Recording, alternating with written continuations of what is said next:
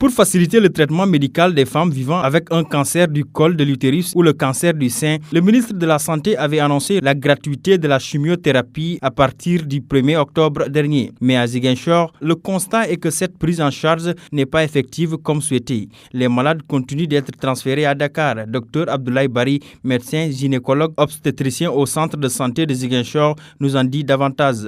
C'est un peu difficile parce que on parle aujourd'hui du cancer du sein et du cancer du col. Nous avons des problèmes à deux niveaux.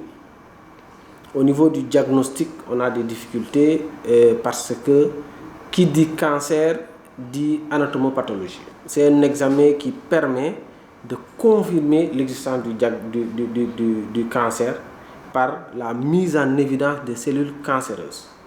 Et donc les autres examens, à savoir l'examen clinique, les examens radiologiques, nous permettent d'orienter vers l'existence d'un cancer. Mais le diagnostic de certitude se fait par un examen anatomopathologique et cet examen n'est pas disponible à Ziguinchor. Donc ce qui fait que pour faire un diagnostic de certitude du cancer du col de l'utérus ou du cancer du sein, nous avons deux options. Soit c'est d'envoyer le malade à Dakar pour faire l'examen à Dakar, ou bien c'est de faire le prélèvement à Ziguinchor et d'acheminer le prélèvement jusqu'à Dakar.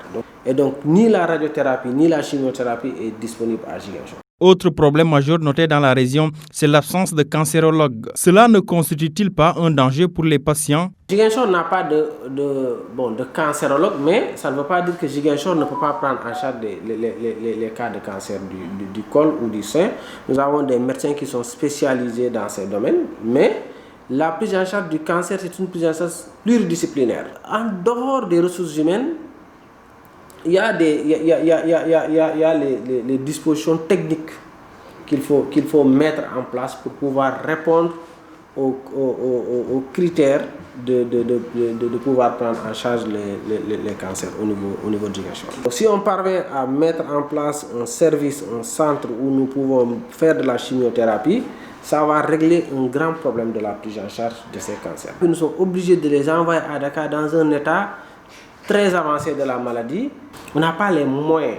Rappelons qu'à l'occasion de la célébration de la Journée mondiale contre le cancer, le 4 février, la pharmacie nationale d'approvisionnement a fait l'état des lieux. Les malades du cancer seraient au nombre de 1820, dont 1508 femmes et 83% bénéficiant de la gratuité de la chimiothérapie.